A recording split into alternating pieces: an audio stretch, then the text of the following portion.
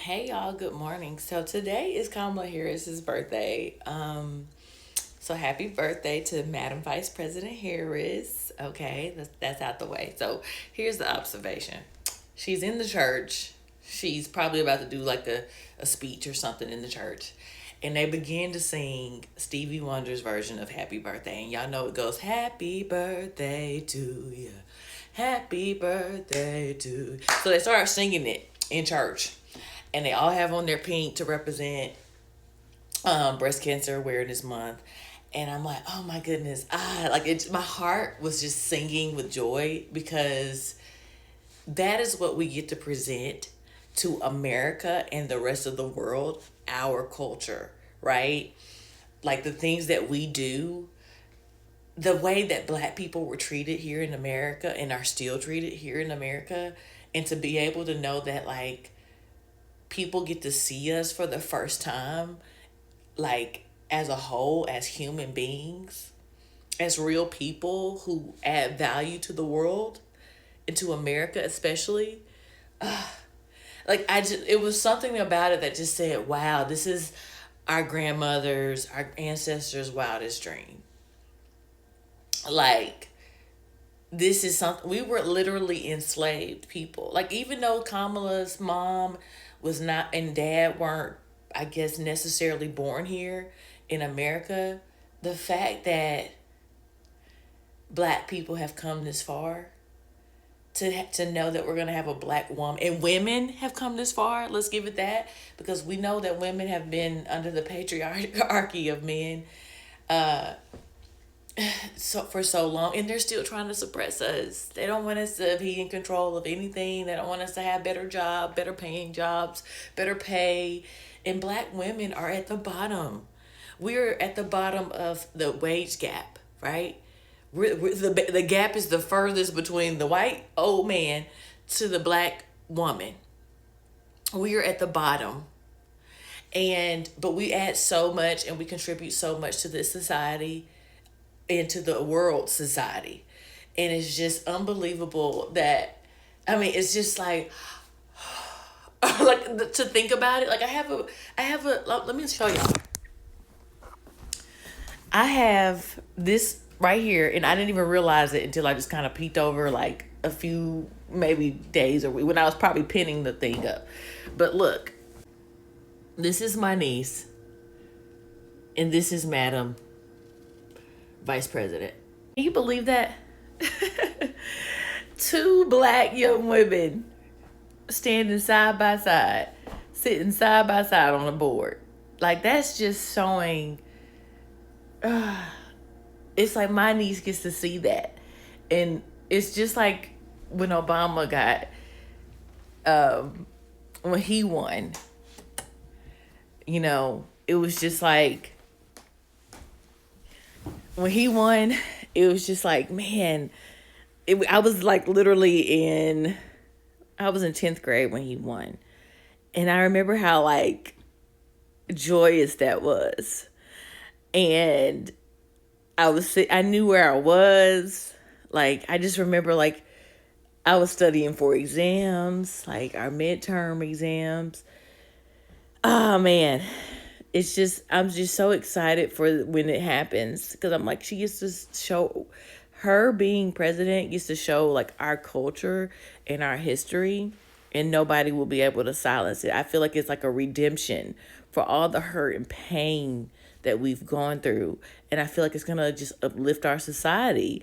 And it used to reveal the ignorance and the hate that has been embarked on our society for so long.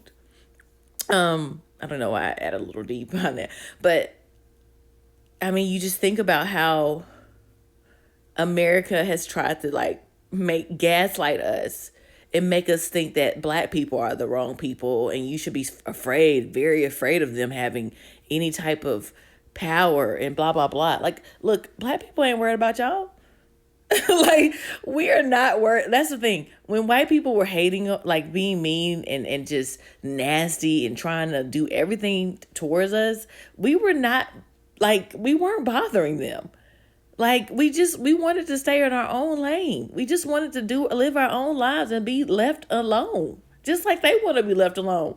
But if you hate somebody, that don't mean you need to walk up to them and tell them you hate them. Just move away. Leave us alone. You the one that brought us over here. How you gonna bring us over here and then be mad at us still? Like, we should be mad at you.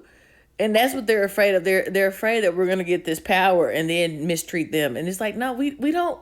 Look, dude, we all been through too much. We just want y'all to leave us alone and allow us to be free. Allow us to have a life. Like, we're still dealing with the same stuff from 50 years ago. It's just a different form. And it's just like, I'm glad to see that also we have just like people who are our allies. Like, when I see white people, come on here and they agree and they can see, like, they point out the hateration. I'm like, thank you guys. Thank you for acknowledging us. Because so many people say, you can just feel the prejudice, like in the workplace and in class and stuff like that. Like, there are many times where I just felt like I could just feel the bias and the prejudice against me. Like, is it bias? Okay, I don't know. But definitely prejudice. And it's just they already assume this is what something is going to be like with me. Or they just, they talk about you behind your back or something like that. And you're just like, is it because I'm black? It's hard to not see things from that kind of standpoint when that's what you've been shown through history. And so there's just, to me, a very arrogant kind of manner that you can see from your, white counterparts, Asian counterparts, other races. Like, you can just see people giving you the side eye and kind of looking at you like, what are you doing here? Or they act like they've never seen a black person before. And maybe they haven't. Maybe it's not the community. But I've grown up in places where I'm used to white society because we used to live in a mostly white world. And in my city, it's still very white. You know what I'm saying? But you see a lot more black people. But I never have missed out on my community. There were many times where I was the only black girl in the class or the only black person in the class. Like, but I also went to black schools or black and white schools. And, it's just like, I'm just glad that I had diversity throughout my lifetime. And then I had people who wasn't shady towards me at all points of my life. Like, but you can still see like how you just feel a little left out because people see you as the black girl, and not just another person, And so I'm just happy to see this moment in history take place. And again, this is the reason why I get mad at black people, because they're saying you're just voting for her because she's black.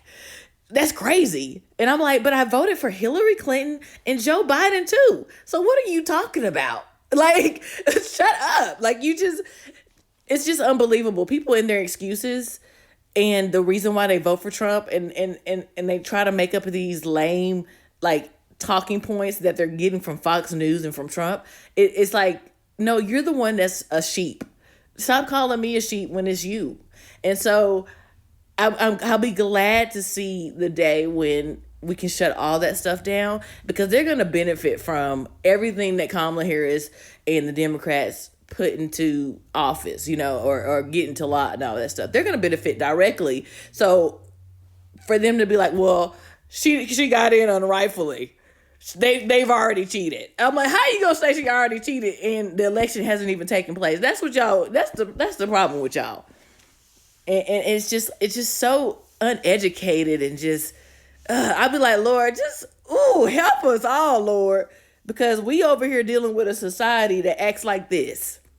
But anyway, it's a day of joy. It's Sunday, and I pray that we all have a blessed and great week.